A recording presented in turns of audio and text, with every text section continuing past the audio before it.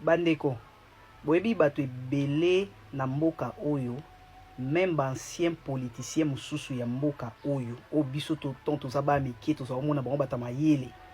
So batangi bakombo na bango boye, ba tanga bakombo na bango bo mona bakombo na bango danger. Mais pouvoir ya président Félix oyo ebimisi ebele bizengi. Ebimisi ebele o toza kanisa ke bazaye batama yele. Babimi bizengi. Tout ça pourquoi? Pour la haine. Haine tellement eleki bango makasi. Baza tellement animé na haine contre le président Félix. Et bakomi biloba loba.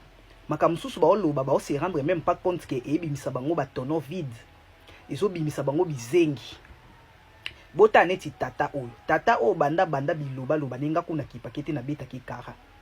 Pourtant on a tala ki na mona ki aoksaka vraiment na kombo o apportaka soni na même le poso na ye aoksa ngo soni. Tata oyo yo produit fini en politique oyo. Produit périmé en politique. Na kombo ya Olivier Kamitatu.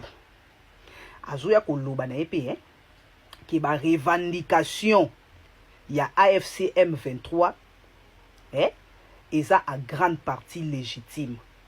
Papa Olivier Kamitatu, ba revendication ya AFC M23 wana eza légitime na nini?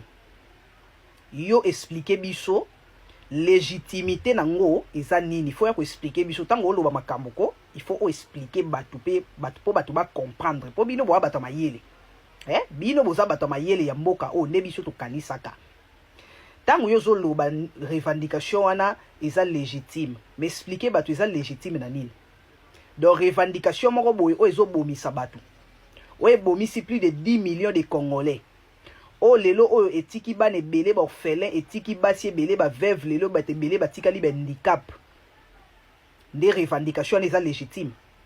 Et ça soni Et ça soni makasi komona bino neti batu lokwa ba Olivier Kamitatu boyo loba ba bêtise a boye. Et ça soni makasi. Et ça la vraiment soni. Bozo koka ko condamner Rwanda te. Bozo koka ko condamner ko tanga kombo ya Kagame na munoko na bino te ke Kagame ndaza agresseur. Kagame nde aza à la base ya ba massacre nyonso o esalama pendant 30 ans na mboka na biso Congo. Bozo ko lobango te. Tout ça pourquoi? Parce que bo ba marionnette na ye, boza ba na misala na ye, azo manipuler bino, azo futa bino ba mbongo po bino boya ko sala zizani, ko créer zizani na mboka na biso Congo, boya ko créer ba trouble bino ba étranger oyo. Bino neti Olivier Kamitatu yo no zana si na biographie douteuse. Yo so total yo penza yo za Congolais de père et de mère. Yo za ka Congolais de père et de mère yo.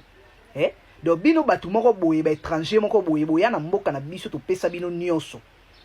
Lelo oyo oliebo sila mabo vanda kimia te. Bokoma ko combattre biso moko ba kolomboka. Bokoma ko luka bo détruire mboka na biso o epesa bino nyonso lo boyeba na ba kombo na bino etanga maka c'est grâce à notre pays. Allez bo luka bo détruire pays na biso na ba façon nyonso ba étranger oyo. O biso to pesa nyonso. Soni. C'est la honte. Komona ba tata mikolo lokwa bino bosana bana boana ba koko. Mais bozoya kolobaka ba bêtise. Et ça bino sonité. Et ça la bino sonité. Nyonso na ki motema mabe. Opposition ya motema mabe. Ya ma kam nyonso bo sala ezo simba te parce que bo motema mwindo. C'est déjà la fin. C'est la fin. Manipulation ko lekate. Et ko lekate to lobaki yango déjà. Yo ya ko lobaki ba revendication ya FCM 23 eza légitime. Légitimité nango eza nini? Ezo bomisa batu makila batu ezo sopana makila batu ezo tanga. Et tangi batu ba kufi kuna likolo ya ba ambition stupide yo ya koloba ke eza revendication légitime n'importe quoi bo kaka soni tango bo vanda ka libotele maka liboso ba interview bo vanda ka liboso ba micro bo loba ba bêtise sopa bino bo mikolo boza mikolo botika koloba ba bêtise ezo sopa bino. Pouvoir à président Félix ebimisi bino bizengi.